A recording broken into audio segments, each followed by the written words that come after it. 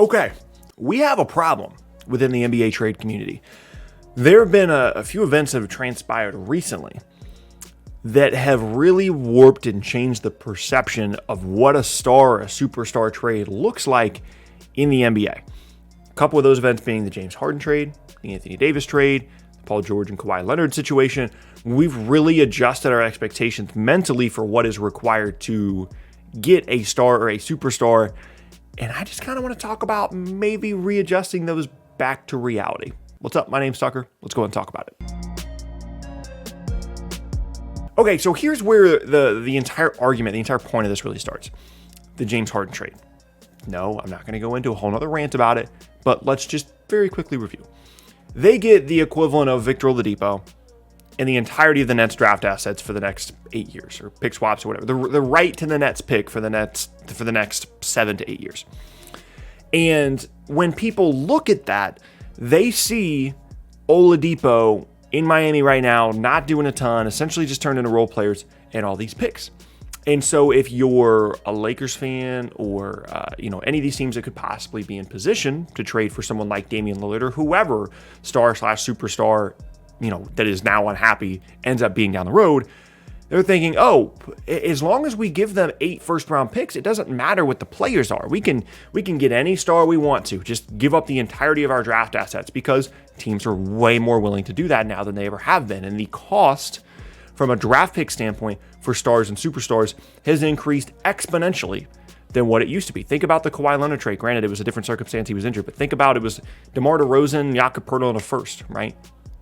That is just not how superstar or star trades look anymore, because there is just a lot more positioning by these players to not just get traded, but get traded to a spot they really want to be in. And a lot of times those teams they want to be traded to don't have like a central focal point asset other than giving up 1 million picks. The Nets are a great example. Now, here's the issue we're running into.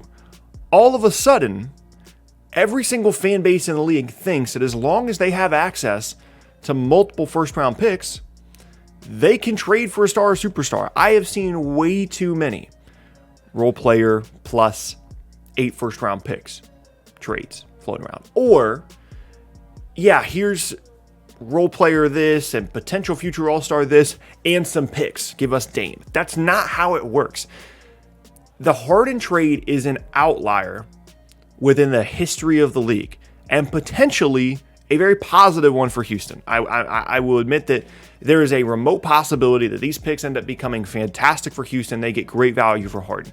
There aren't that many teams in the league that would have been willing to bet on the return of James Harden via trade almost entirely on future draft assets.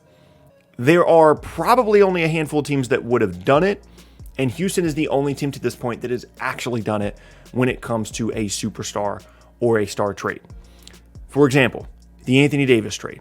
Yes, the Pelicans got 1 million first-round picks in that trade. You know what else they got? Brandon Ingram, Lonzo Ball, Josh Hart. Individually, none of them are remotely as good of an asset as Anthony Davis, but in combination with those picks gives you something tangible to work with. Something that as a front office you can point to and you can say, hey, we got this guy in the Anthony Davis trade.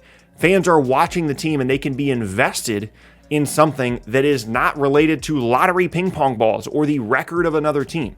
You have to get a real tangible asset in exchange for a star or superstar. You cannot just make up trades where it's role player 1 and 2 plus 8 first-round picks and you get Damian Lillard. That's not how these work, and I think the thing that has changed the perception of that is the Harden trade. And it is this idea that all you need is 8 first-round picks, and that is commensurate value for one of the top 10, 15, 20 players in the entire league. Even the Drew Holiday trade. You might look at that and say, man, Milwaukee gave up all these picks and they got Drew Holiday basically for free. No, that's not the case. Now, did they give up anything fantastic? No, but they did give up a couple of other players that could potentially provide value down the road. And as much as Drew Holiday is a good player, his value is not commensurate with something along the lines of what you would get in exchange for, hopefully, James Harden or potentially Damian Lillard. And that's not to say that these picks don't have value. It's something that the Rockets prioritized for a reason. It provides you fantastic flexibility moving forward. At any point in time, if you want to add a player to your roster, you have a ton of assets to be able to do so. And that is a fantastic thing to kind of have in your back pocket. But it doesn't compare to having actual really good players on your roster. And yes, there's the possibility that you end up with Jason Tatum and Jaylen Brown. Absolutely. There's a possibility that that happens. But we've gotten to this point now where it's like that happened once. And now all of a sudden, every time you give up a ton of future picks, you're going to end up with Jason Tatum and Jaylen Brown. Now, this perception, this exact thing that I'm talking about right now, could be wildly different 10 years from now because we will have the results from what the Pelicans got in exchange for Anthony Davis with all these picks, what the Thunder will have done with the 17,000 first-round picks that they have. We will have the results of that, and we will be able to evaluate, hey, we've got 3 dynasty teams now that were built around trading away superstars for $1 million picks. That's a big deal. Or we will have the example of they traded James Harden for a lot of 17 to 25 overall picks in the first round of the draft. So maybe 10 years from now, teams will be less willing to trade first round picks because they are now realizing, hey, we actually gave up a lot of value in exchange for Harden and Drew Holiday and Anthony Davis and Paul George.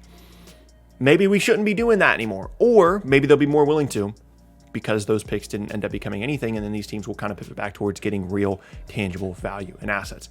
The only thing I would say is if you're making up fake trades, don't use the picks as a crutch. You should be able to look at the trade when you're dealing with like top 10, top 15, caliber player trades here. You should be able to look at the trade and see something real and tangible going back to the team that is trading away the superstar that is not some kind of pile of first round picks. There needs to be something given up in exchange that is a real piece. It can't just be picks. That's not how it works. And there's one last piece of this as it relates to not like the fake trade stuff, but the real trade stuff.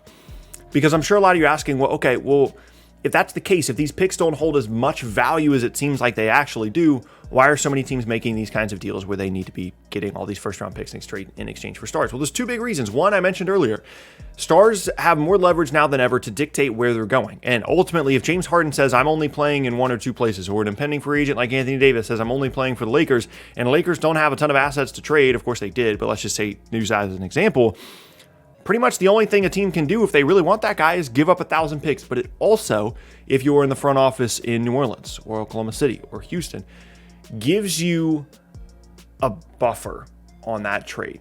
And it allows the verdict of whether that was a good trade or not to kind of be pushed back for a long time.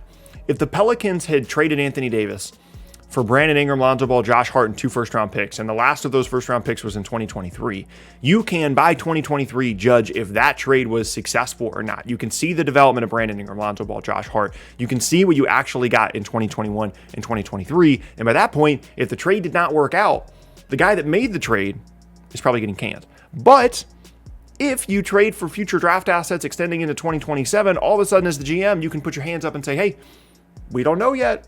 Might have actually won that Anthony Davis trade, that 2027 top 3 protected pick from the Lakers. That could actually provide a ton of value. You never know. And so that's the other part of this, is there's a human aspect to this. There's a self-preservation aspect of this, of not wanting to be the guy that screws up the James Harden trade or screws up the Anthony Davis trade or screws up the Paul George trade, right? Nobody wants to be the general manager that threw away the superstar without getting a significant amount of value back. And they're going to try and push off that judgment and that verdict for as long as they possibly can. And the best way to do that is to get all these first round picks, keep their job a little longer, and potentially win the trade. So at the end of the day, I understand the value of these future firsts, and I understand the flexibility they provide. And there's some of my favorite teams in the league, like the Pelicans and like the Thunder, have a ton of assets moving forward that they can use to build a team. But they also have guys like Brandon Ingram. They also have guys like Shai Gilgeous-Alexander that were the center point and the focal point of that team. You could look at that Paul George trade and take away 2 first-round picks and still say the Thunder got a crazy amount of value, right? Same thing in New Orleans. You could take away 2 of those Lakers first-round picks and still say, hey, Brandon Ingram could be something. Lonzo Ball could be something, whether it be to us or another team via trade, and we get more value out of Lonzo Ball. Josh Hart could be something. You still have to have focal points. You still have to have players to point to. You can't trade Talen Horton-Tucker and the 2 first-round picks the Lakers actually have access to in exchange for Damian Lillard. It's not how it works. A pile of first-round picks is great. Actual, tangible, real, good NBA players in exchange for top 10, top 15 players in the entire league is what you're looking for. That's my rant. Let's just reevaluate that a little bit, and I'll be on the same page. Cool? We good with that? All right. Hope you guys enjoyed the video. If you did, you can leave a like rating on it. You can check out more videos from me, the box on screen, and subscribe for more NBA content every single day. Appreciate all the love on the videos lately. Hope you guys have an awesome rest of your day, and I will see you all next time.